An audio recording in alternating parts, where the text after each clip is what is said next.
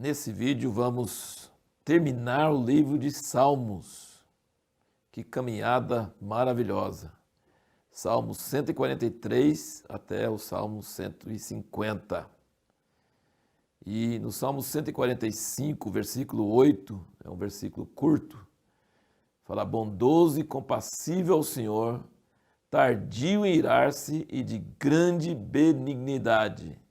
Então, toda vez quase que fala benignidade nessa minha tradução da Bíblia, que é da imprensa bíblica brasileira, em outras traduções vai usar outras palavras, mas a minha fala benignidade. A benignidade é recede. O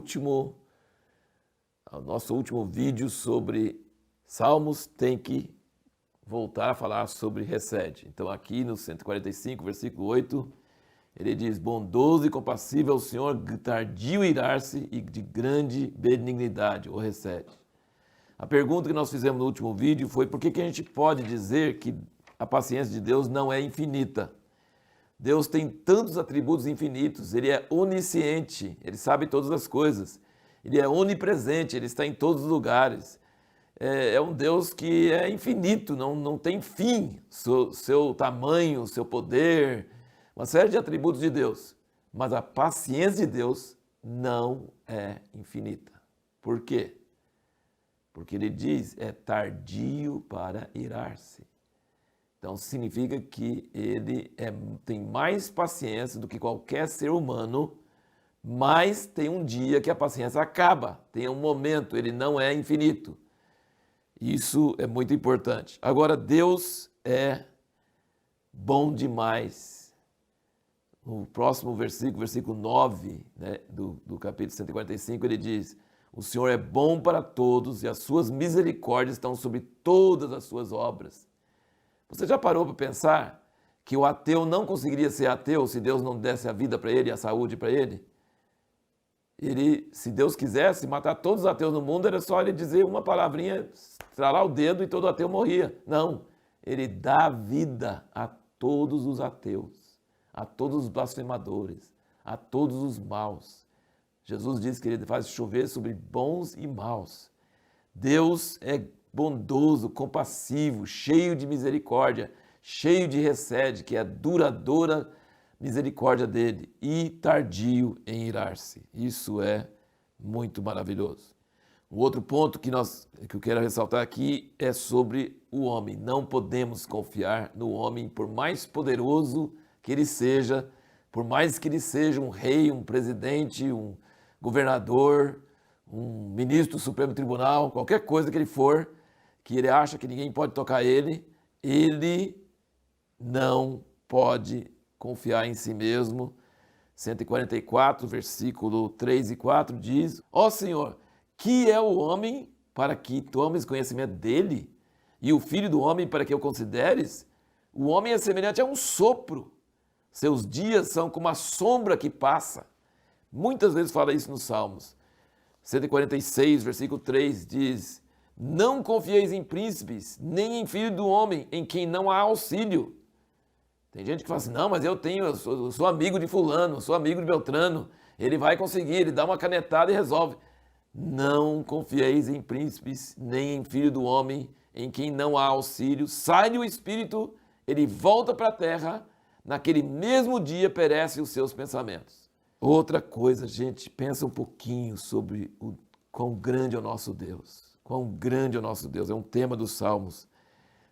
O Salmo 145, versículo 3 diz: grande é o Senhor e muito digno de ser louvado, a sua grandeza é insondável. Uma geração louvará as tuas obras, a outra geração anunciará os teus atos poderosos.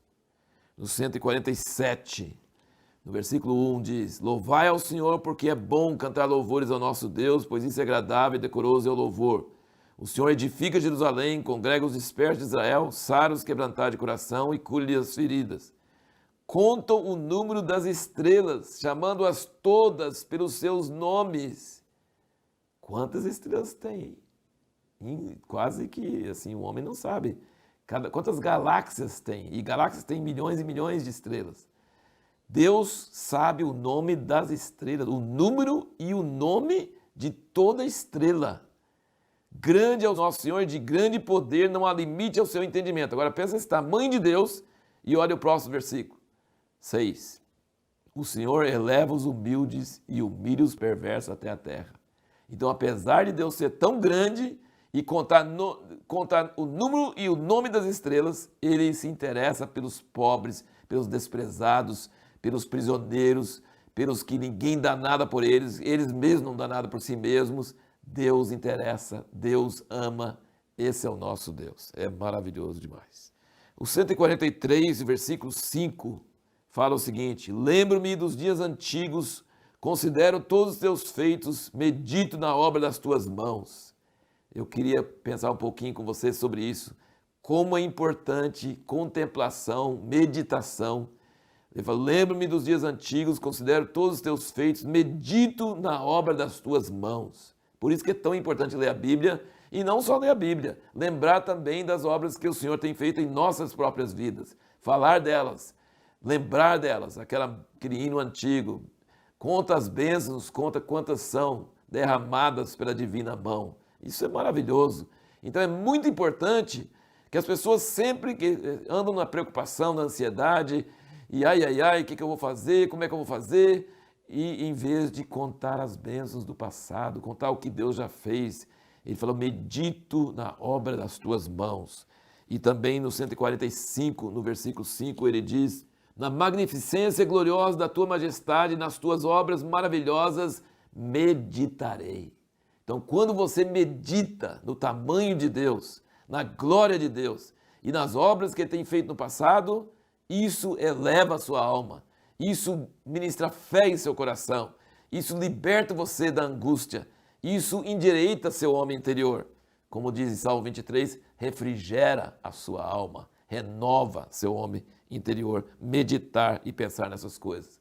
Vou contar uma coisinha para você.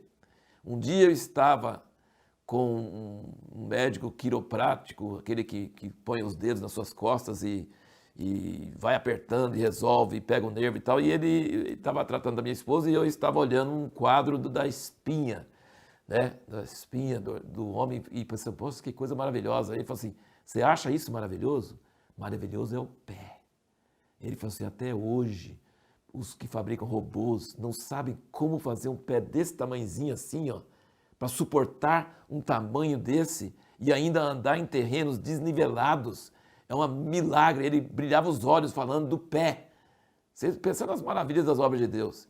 E dizem, eu li um livro uma vez, que na União Soviética, muitos anos sem cristianismo, sem Bíblia, sem nada, tinha um casal de escultores que adorava, mas não sabia o nome de Deus, não sabia de Bíblia, não sabia de nada. Sabe o que eles adoravam? Aquele que fez o polegar.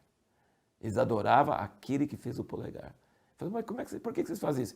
Porque quem fez o polegar tem um gênio, tem uma genialidade que não existe igual. Então, quando você medita nas obras de Deus, é um negócio tremendo. Meditar nas obras de Deus faz a gente sarar a alma e ficar muito bem. E a última coisa que eu quero comentar com vocês, esses salmos têm muitas coisas, poderíamos falar horas sobre isso. E você, tendo lido, né, certamente viu muita coisa também que eu nem estou comentando. Mas o Salmo 149, versículo 5 fala, exultem de glória os santos, cantem de alegria nos seus leitos, estejam na sua garganta os altos louvores de Deus e na sua mão espalhe 2 gumes. Então, ele está falando sobre o louvor que liberta. Tem um livro antigo chamado Louvor que Liberta. Como Paulo e Silas cantaram dentro da cadeia e teve um terremoto e todos os presos foram libertos e o casal do carcereiro foram salvos e começou a igreja em Filipe, foi uma coisa maravilhosa. O louvor liberta. Quando nós teimamos em adorar a Deus no meio de dificuldades, no meio de problemas, há um poder tremendo, porque é o poder da verdade. Satanás se afasta com vergonha, porque ele é o Deus da mentira. E nós estamos nesse mundo dominado por Satanás, mas nós ousamos, contra a aparência, louvar a Deus. Nas nossas bocas, os altos louvores de Deus, e nas nossas mãos, espada 2 gumes. Ele fala depois do próximo versículo, para exercer vingança sobre as ações, castigo sobre os povos. Então, os salmos, muitos deles foram escritos por Davi, que era um homem que sabia que o louvor liberta.